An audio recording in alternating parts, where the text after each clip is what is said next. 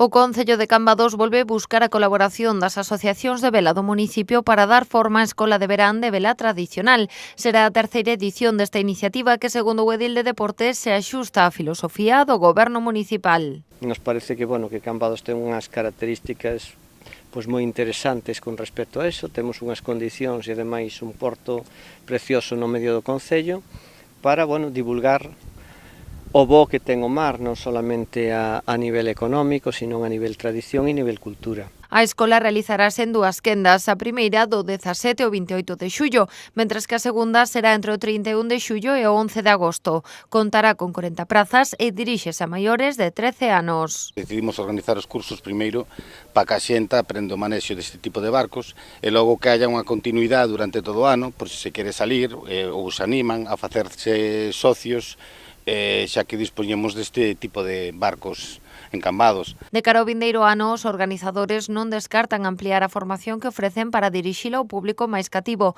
habilitando unha zona preto de terra para que eles tamén poidan iniciarse na vela tradicional. Para o ano, a mellor en un sitio máis recollido e sin que haya máis peligrosidade, porque, os nenos hai que ter un cuidado especial, son barcos que, se sales fora, hai que ter un cuidado, e para andar con nenos preferimos estar máis cerca de terra que non pase ninguna desgracia.